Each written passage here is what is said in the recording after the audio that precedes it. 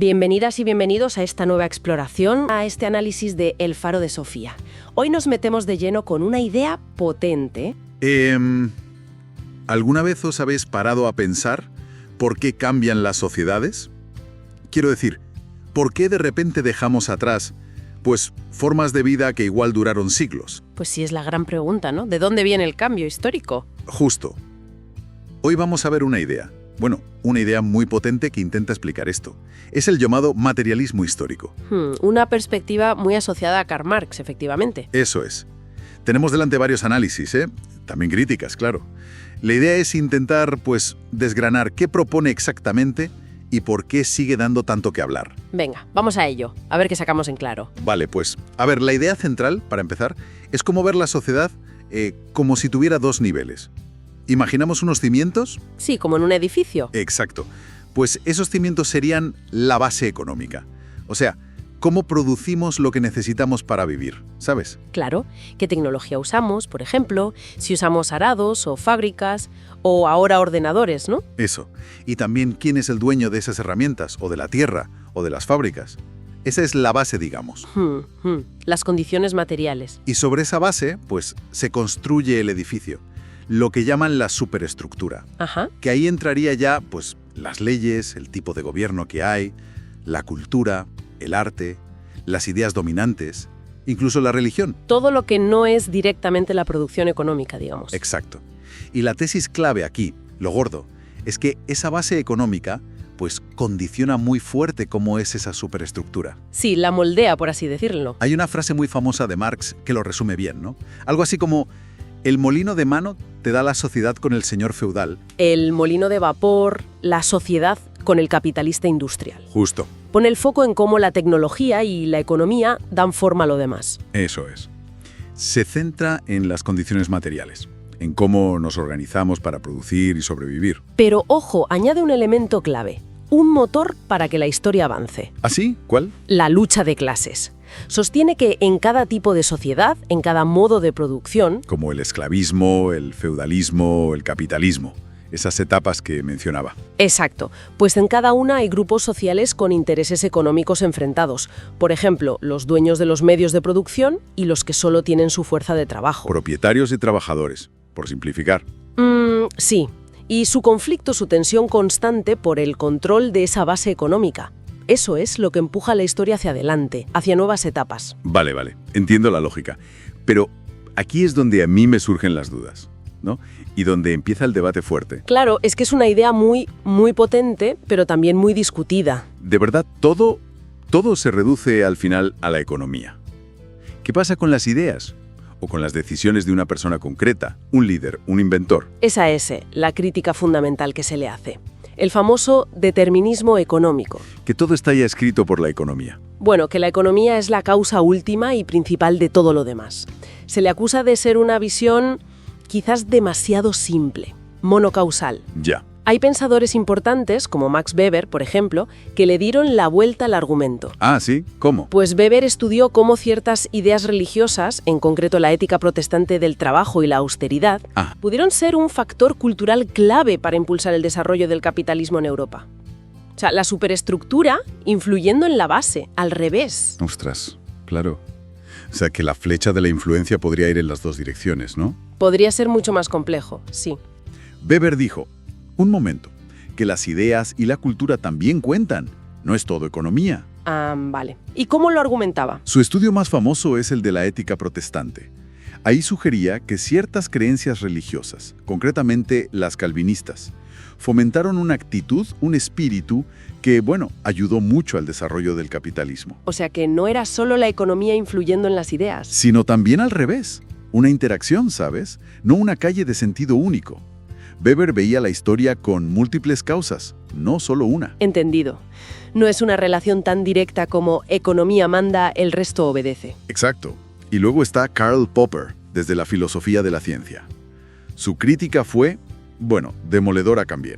Popper acusó a la teoría de Marx de ser historicismo. ¿Historicismo? ¿Qué quiere decir eso exactamente? Pues la creencia de que existen leyes históricas férreas, inevitables, que nos dicen cómo va a ser el futuro sí o sí. Como un guión ya escrito. Eso mismo. Y Popper decía que la historia humana no funciona así, que es abierta, impredecible. Además, señaló que las predicciones concretas de Marx, como la revolución del proletariado en los países ricos, pues no se cumplieron. Claro. Y consideraba que la teoría marxista al final podía explicar cualquier cosa que pasara reinterpretándola a posteriori. Eso, para Popper, la hacía poco científica, porque no se podía refutar. Más una profecía que una teoría científica, digamos. Entiendo. Sería como decir, yo ya sabía que iba a acabar así la serie, aunque no tuvieras ni idea antes. Popper diría que no puedes saberlo con certeza en la historia. Precisamente. Y si nos vamos a la economía pura y dura, tenemos a Ludwig von Mises. Mises argumentó algo clave, que en un sistema socialista, sin propiedad privada de los medios de producción y sin precios de mercado, ¿qué pasa entonces? Pues que el cálculo económico eficiente se vuelve imposible. ¿Cómo sabes qué producir y cómo si no tienes los precios que te dan esa información sobre la escasez y lo que la gente quiere? Claro, sería como intentar navegar sin brújula, ¿no? Organizar todo a ciegas. Exacto. Y no fue el único. Otros como von Bauer ya habían atacado antes la base de la teoría económica de Marx, la teoría del valor-trabajo. Esa idea de que el valor viene solo del trabajo que cuesta hacer algo. Sí, argumentando que el valor es subjetivo, que depende de la utilidad que cada uno le da a las cosas. Vale. Críticas desde la sociología, la filosofía, la economía. Pero también hubo dudas dentro del propio movimiento socialista, ¿verdad? Efectivamente. Y eso es muy interesante. Edward Bernstein, un socialista alemán muy importante a finales del 19. Bernstein miró la realidad y dijo, oye, que lo que está pasando no encaja del todo con lo que predijo Marx. ¿En qué sentido? Pues que el capitalismo no se estaba hundiendo, se adaptaba. La clase media, en lugar de desaparecer, crecía. ¿Y los trabajadores? Pues iban mejorando sus condiciones, poco a poco, gracias a los sindicatos, a las reformas. No iban hacia una miseria inevitable. Vaya. Así que Bernstein propuso revisar la teoría, abandonar la idea de la revolución inevitable y buscar el socialismo de forma gradual, por vías democráticas, reformas. Lo que se llamó revisionismo. La historia real no seguía el guión previsto, vamos. Eso parecía. Y hay otra dimensión crítica importante, los riesgos políticos. Tanto Popper, como luego otros, como el filósofo polaco Kolakowski, advirtieron de un peligro. ¿Cuál? Que creer en un destino histórico inevitable, en un fin de la historia garantizado, puede acabar justificando regímenes autoritarios. ¿Cómo? Pues si quieres saber cuál es el final bueno y necesario de la historia, cualquier medio, incluso quitar libertades, puede parecer justificado para llegar a él. El fin justifica los medios, en plan peligroso. Ya. Y bueno, algunos críticos señalan ejemplos del siglo XX, incluso más recientes. A veces se menciona el caso de Venezuela, como situaciones donde políticas con fuerte control estatal, desconfianza del mercado, a veces inspiradas en lecturas del marxismo, pues han coincidido con crisis económicas gordas y problemas de autoritarismo, en lugar del progreso que se prometía.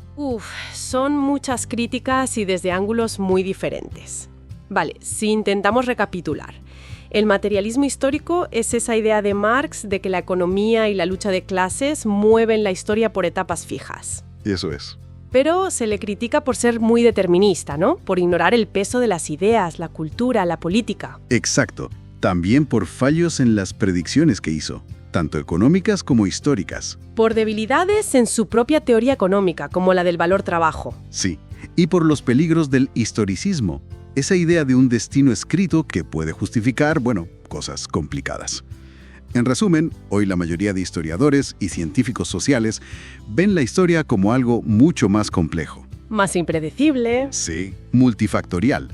La economía es súper importante, claro que sí, pero interactúa con la política, la cultura, la tecnología, las decisiones de la gente, de formas que a menudo no podemos prever. No parece haber un único motor, ni un guión cerrado. Muy interesante, la verdad. Nos deja pensando. Si ya no vemos la historia con ese guión económico predeterminado que decía Marx, ¿qué factores creemos que son clave hoy? ¿Qué es lo que realmente impulsa el cambio? ¿La tecnología, quizá? ¿Las decisiones políticas? ¿Los movimientos sociales? ¿La cultura? Buena pregunta.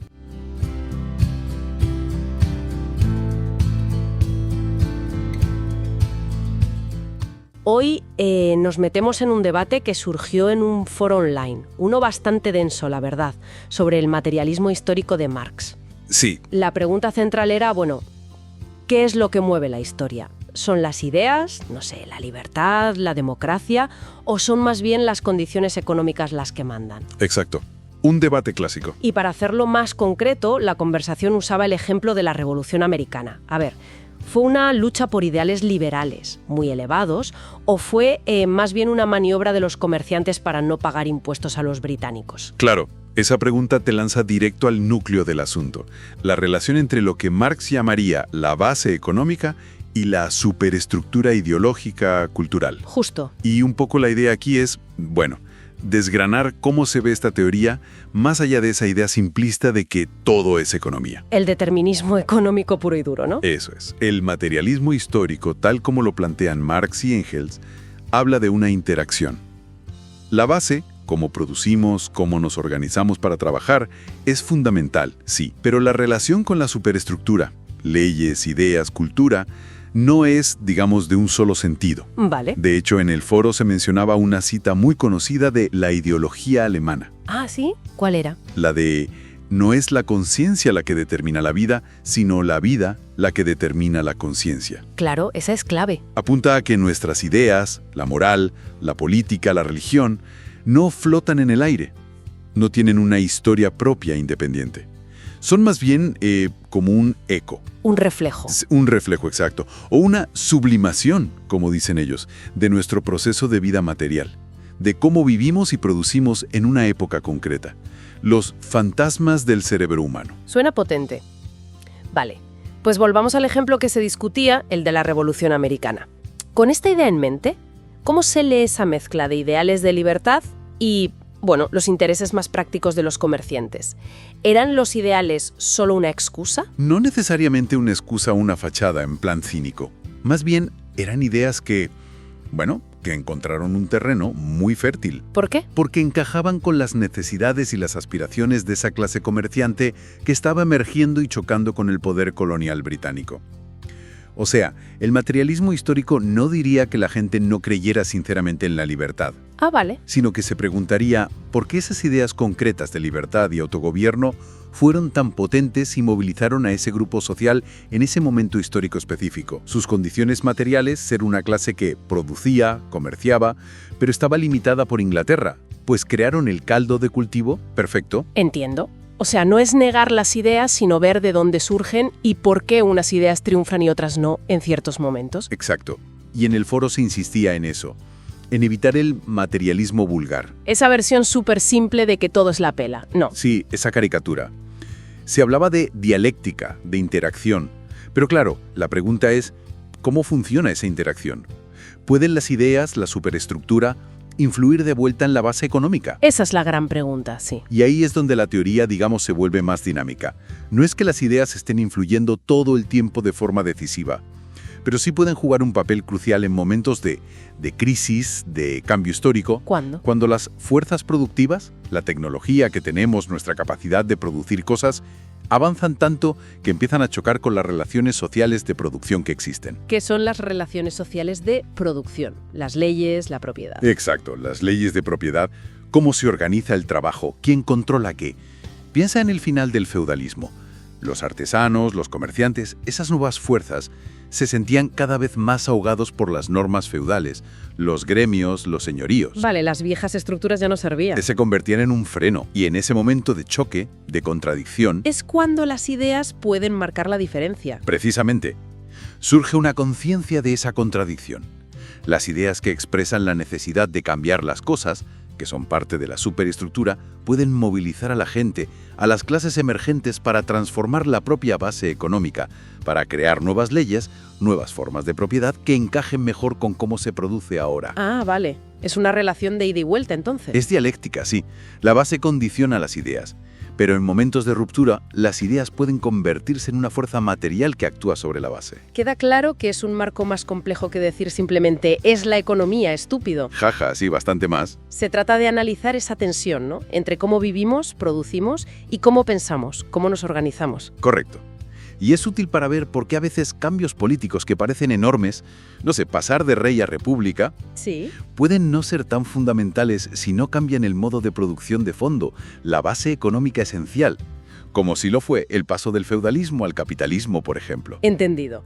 Entonces, si resumimos un poco esta inmersión en la discusión del foro, El materialismo histórico no es una respuesta mágica. No, desde luego. Es más bien una herramienta para analizar esa danza compleja entre lo material y las ideas. No. No dice que la economía lo explique todo mecánicamente. No. Sino que hay una relación profunda, donde lo material tiene, digamos, un peso fundamental, pero las ideas pueden ser decisivas en ciertos momentos, clave. Exacto. La tensión entre los intereses materiales y los ideales sigue siendo un motor de análisis muy potente. La discusión nos recuerda eso. La conciencia está anclada en la existencia material, pero son las contradicciones dentro de esa existencia material las que al final pueden impulsar los grandes cambios. Y a menudo a través de las ideas que logran expresar y articular esas contradicciones. Justo. Y bueno, esto nos deja con una pregunta ahí flotando, ¿no? Una invitación a seguir pensando. Sí. ¿Hasta qué punto este enfoque, que nació en el siglo XIX, nos sirve hoy para entender los conflictos, los cambios en un mundo que es tan diferente? Es la gran pregunta, claro. Esperamos que esta exploración, al menos, haya sido útil, que haya ofrecido alguna perspectiva nueva sobre estas ideas que siempre generan tanto debate. Sin duda ha sido interesante. Pues nada, ha sido un placer compartir este análisis. Esperamos contar de nuevo con quienes nos escuchan en nuestra próxima exploración. Eso esperamos. Hasta entonces.